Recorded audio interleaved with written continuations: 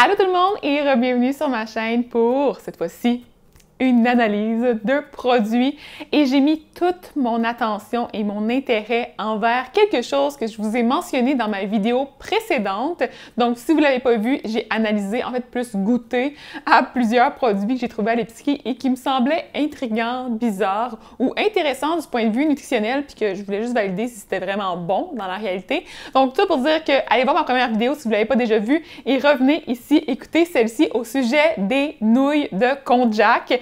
Donc, c'est des nouilles qui sont 0 calories et qui seraient, selon certains, vraiment très intéressantes pour perdre du poids.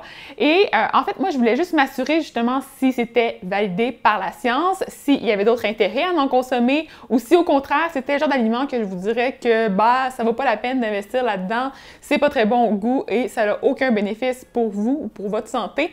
Donc, tout ça pour dire que je vais vous faire une belle analyse nutritionnelle de la situation en commençant par...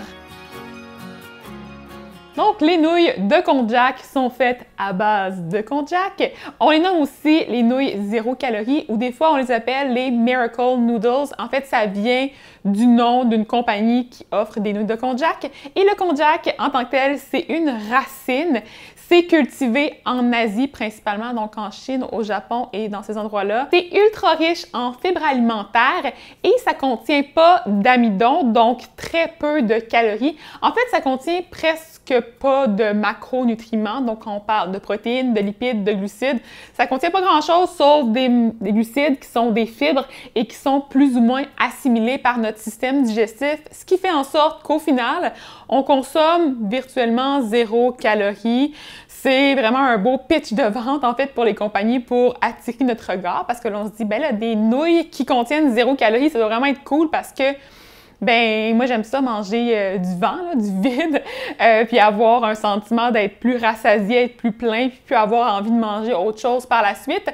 Mais est-ce que ça a vraiment cet impact-là? Je vais faire une analyse juste après. Certains produits contiennent aussi de l'avoine et du tofu et en fait, grossièrement, là, c'est tout simplement des fibres qui ont été réhydratées et qui ont été formées en forme de nouilles. Ça peut être des vermicelles, ça peut être des linguini, ça peut être des spaghettis. Il y a vraiment plusieurs options disponibles sur le marché. Je vous dirais même qu'ils utilisent le konjac pour faire d'autres choses. Je pense qu'il y a même du riz, si je me trompe pas. Plusieurs compagnies offrent ce type d'alternative. On a celle qui est assez connue au Québec, Nupasta, et on a aussi les shirataki, qui sont également vendus près des tofu, normalement dans les frigos.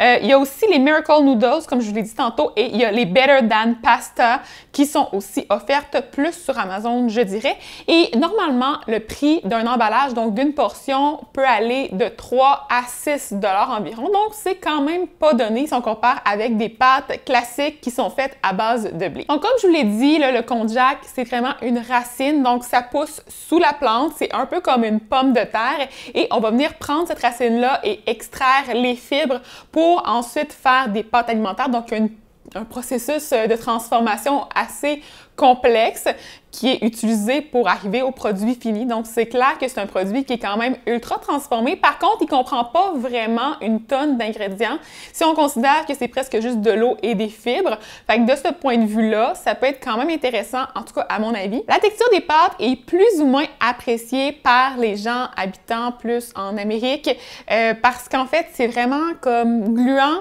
un petit peu croquant sous la dent et c'est ça, c'est vraiment particulier là, en bouche. Les gens en Corée et au Japon, par contre, apprécient beaucoup. Pour les cuisiner, par contre, ça c'est quelque chose que je trouve vraiment super intéressant, c'est que c'est vendu quasiment prêt à l'usage, donc c'est déjà cuit. Il nous reste simplement à les rincer comme il faut, à les égoutter également et ensuite on peut les faire réchauffer pour avoir une pâte qu'on va consommer ou il y a certaines compagnies qui offrent aussi de le faire sauter à la poêle et qui disent que ça a vraiment un impact intéressant au niveau du profil de saveur et que ça l'améliore en fait le goût. Puis il y a des gens aussi qui m'en ont parlé en privé en me disant que ça faisait toute la différence pour retirer l'espèce d'odeur et de goût de poisson ou d'algues qui pourrait se dégager du produit. Maintenant, pour le volet nutrition, ce qui vous intéresse sûrement beaucoup parce que moi, ça m'a vraiment intriguée.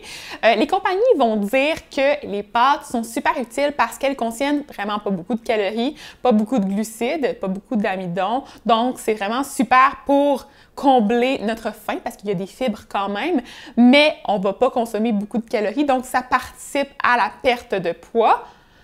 Ouais. Est-ce que c'est vraiment vrai? J'ai hâte de vous le dire, mais je vais commencer en vous parlant des valeurs nutritives. Donc, j'ai fait un tableau comparatif comprenant les valeurs nutritives de pâtes alimentaires classiques faites avec du blé entier pour le deuxième, et la troisième option, c'est les pâtes de Nupasta.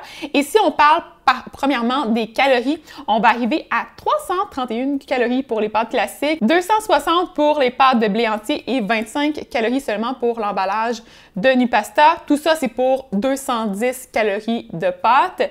Ensuite, pour les glucides, on est à 64,8 grammes pour les pâtes classiques, 54,6 grammes pour les pâtes de blé entier et 6 grammes de glucides pour les pâtes Nupasta. On s'entend, comme j'ai dit, c'est seulement des fibres, donc il n'y a pas d'amidon, fait que ça réduit vraiment de beaucoup la quantité de glucides. Et pour les fibres, pour les pâtes classiques, on est à 3,78. Là, j'étais vraiment précise dans mes calculs, sorry pour ça.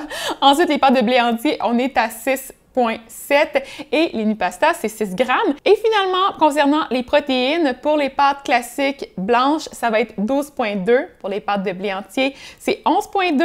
Et pour les Nupasta, c'est seulement 1 gramme de protéines. Donc, c'est là où on s'aperçoit que c'est pas tellement nutritif en termes d'apport justement en bons nutriments qui vont nous donner de l'énergie pour pouvoir faire nos activités quotidiennes. Donc, c'est vraiment quasiment juste un supplément en fibres qu'on consomme à travers un autre type d'aliment, je dirais. Et là, je vais prendre mon ordinateur pour vous énumérer les bienfaits parce qu'en fait, ce que j'ai fait, c'est que je suis allée voir, comme toujours dans la littérature scientifique, et j'ai sorti environ, je pense, 6 études qui étaient super intéressantes, qui n'avaient pas de conflit d'intérêt, pas de risque non plus de biais trop évidents aussi lors de l'analyse. C'était principalement fait en Asie, donc en Chine, en Inde. Puis, en fait, c'est des méta-analyses pour la majorité. Donc, les conclusions comprennent les résultats de plusieurs études, ce qui est vraiment intéressant à mon avis. Et j'ai été surprise parce que, pour vrai, j'ai trouvé beaucoup de positifs. Pas mal plus que ce que je croyais trouver. J'avais la perception que les pâtes de konjac, c'était vraiment juste une gimmick, une espèce d'attrape marketing qui nous faisait acheter des trucs qui servaient pas à grand-chose et qui étaient vraiment dispendieuses, qui viennent dans un emballage. Fait que c'est vraiment loin d'être zéro déchet. Fait que ça, c'est un point négatif, par exemple, l'emballage. Mais du point de vue de la santé, j'avais l'impression que ça faisait pas vraiment de différence puis que c'était pas très intéressant. Et je me suis un peu trompée, finalement. Donc, je me suis fait avoir à mon propre jeu et ça a l'air que ça peut avoir des bienfaits assez intéressants. Donc, si on prend le konjac, en fait, et qu'on extrait la fibre principale de cet aliment-là, ben, on appelle cette fibre-là le glucomannan et elle est soluble dans l'eau. Ce qui veut dire que, justement, cette fibre-là peut venir absorber beaucoup d'eau et faire les petites pâtes qui sont moelleuses et qui contiennent une grande proportion d'eau, comme je l'ai expliqué. Donc, c'est une fibre qu'on dit qui est un polysaccharide hydrocolloïdal. J'aime ça les gros mots pour dire la même chose. Là, ça veut vraiment juste dire que c'est une fibre soluble. Et en fait, c'est isolé du tubercule. Je pense que je ne lirai pas ce mot-là, ça va être horrible. Amorphophallus konjac. Je pense que c'était pas si pire. Et en fait, c'est ça, ça a des propriétés non nuisibles, non toxiques. Ça a une bonne biocompatibilité. C'est biodégradable. On s'entend, c'est quand même juste des fibres et c'est un aliment, c'est vraiment logique aussi. Et ça a des capacités hydrophiles, comme je l'ai dit. Donc, hydrophile, ça veut dire que ça l'absorbe l'eau. C'est aussi un aliment qui a longtemps été utilisé en médecine traditionnelle chinoise pour traiter plusieurs troubles de santé. Fait que c'est quand même intéressant de le mentionner. Et sinon aussi, si on commence à parler des bienfaits pour la santé, ça améliore notamment la glycémie, donc le taux de sucre dans le sang, puisque c'est une fibre soluble qui va participer à stabiliser tout ça dans la circulation. Ça ralentit la digestion et l'absorption des différents sucres, donc ça va faire en sorte que pour les gens, par exemple, qui souffrent de diabète, ça peut être intéressant d'intégrer la fibre. J'ai pas dit de manger seulement des pâtes alimentaires comme ça au repas, mais d'en intégrer un petit peu à travers des pâtes classiques. Ça va aussi avoir un impact intéressant pour ce qui est du rassasiement, donc pendant le repas. J'en parle dans mon livre d'ailleurs, si vous êtes intéressé par le sujet, mais quand on mange, on veut vraiment avoir un beau volume qui va venir remplir l'estomac et qui donne une impression de rassasiement, justement, qui nous donne envie d'arrêter de manger éventuellement. Et ça, c'est vraiment bénéfique pour la perte de poids. Par contre, pour ce qui est de la satiété, donc le sentiment de plénitude et de satisfaction entre les repas, je vous dirais que j'ai pas lu grand-chose à ce niveau-là. Donc, je vous dirais que c'est vraiment plus au niveau du rassasiement que de la satiété que ça a un impact bénéfique. Ça a aussi un impact vraiment intéressant au niveau de la santé cardiovasculaire. Donc, ça va réduire l'absorption des mauvais gras, cholestérol du genre LDL, qui est un mauvais type de cholestérol, ce qui va améliorer notre santé de notre cœur et aussi la qualité des vaisseaux sanguins. Donc, il n'y aura pas d'accumulation de gras à ce niveau-là et de risque d'avoir des problèmes vraiment comme des arrêts cardiaques ou ces choses-là. J'ai lu une méta-analyse qui était faite en Chine et qui disait en fait que la consommation de 3 grammes de fibres de glucobanane, je ne sais pas trop si je le dis comme faux, ça sonne comme glucobanane, mais bon, on ne le dira pas. 3 grammes de fibres par jour pouvaient participer à la réduction du cholestérol LDL et du cholestérol non HDL, donc lui qui n'est pas du bon cholestérol, de 10 à 7% respectivement. Donc, en fait, ce que ça faisait, c'est que la consommation de ces fibres-là à travers un supplément pouvait améliorer la santé cardiaque, ce qui est vraiment super le fun. Donc, ça prouve un petit peu tout ça. Dans ce contexte-là, c'était 3 grammes qui étaient consommés par jour. Donc, si on considère que toutes les fibres contenues dans les pâtes alimentaires de konjac sont du glucomanane, ben techniquement, on devrait atteindre ça à travers une portion facilement. Donc, ça peut être encore plus applicable dans la réalité. Par contre, si on en mange à chaque jour, on s'entend que ça devient un peu répétitif et peut-être même dispendieux parce que c'est pas donné non plus comme emballage. Comme je vous l'ai mentionné aussi, la fibre forme un gel. Ce gel-là, au niveau intestinal, peut vraiment venir absorber les différents composés néfastes. J'ai mentionné les gras, j'ai mentionné les sucres. Ça peut aussi aider à faire un volume au niveau des selles et faciliter l'expulsion des selles, donc éviter les risques de constipation. Ça va aussi former une petite paroi protectrice sur la surface intérieure de l'intestin et finalement, ça va avoir un impact vraiment bénéfique au niveau de la santé globale intestinale. Fait que ça peut être super intéressant si vous avez des problèmes variés à ce niveau-là, d'essayer peut-être la fibre de konjac pour voir si ça peut faire une différence pour vous. J'ai aussi regardé une étude vraiment intéressante réalisée chez les enfants et ça disait augmenter modérément la fréquence de défécation des enfants atteints de constipation, mais que ce n'était pas associé avec une réduction de la consistance des selles ni une amélioration globale du taux de succès du traitement. Ça disait aussi qu'il fallait faire attention parce qu'il y avait des potentiels risques.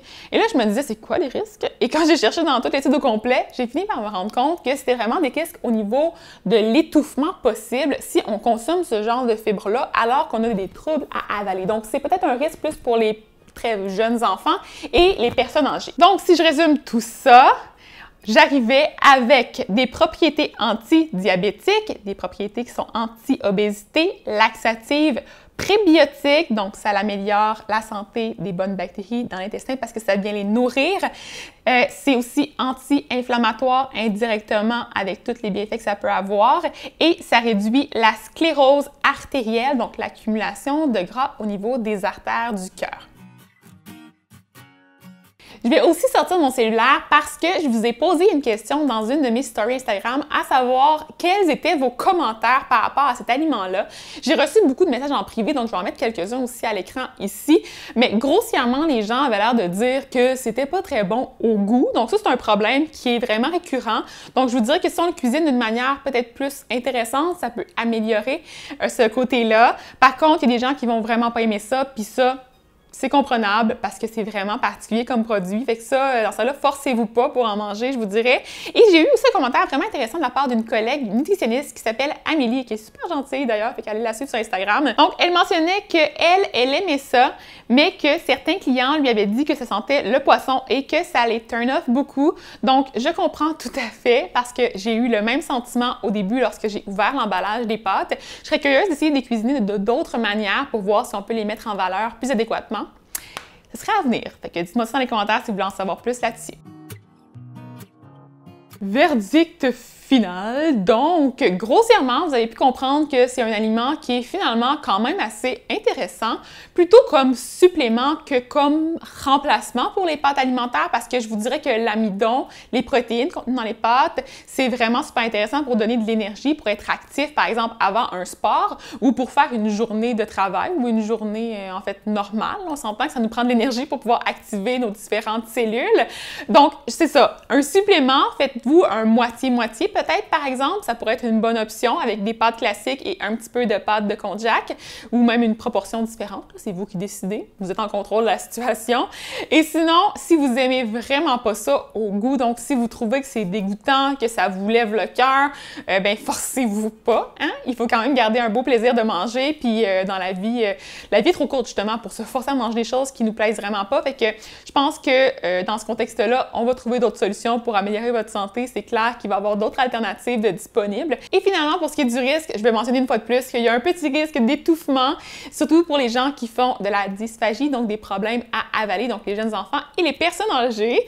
Donc, ça résume pas mal mon analyse de la situation. Si vous avez d'autres informations à me partager, dites-les-moi en commentaire. Donc, j'aimerais bien avoir vos impressions par rapport à ça. Avez-vous déjà goûté au produit? Comment vous le cuisinez habituellement? Je sais qu'en soupe, ça m'était aussi beaucoup recommandé, fait que je vais peut-être l'essayer prochainement. Et je me demandais aussi si vous auriez envie que je teste les produits de plusieurs compagnies et que je les compare. Peut-être que ça pourrait être intéressant de voir justement est-ce que les pâtes de Miracle Noodles sont vraiment mieux que celles de Nupasta ou vice-versa. Donc, je pourrais faire des tests et faire des tests de cuisson aussi pour améliorer un peu la saveur, donc pour réduire le goût d'algues, de poissons bizarres.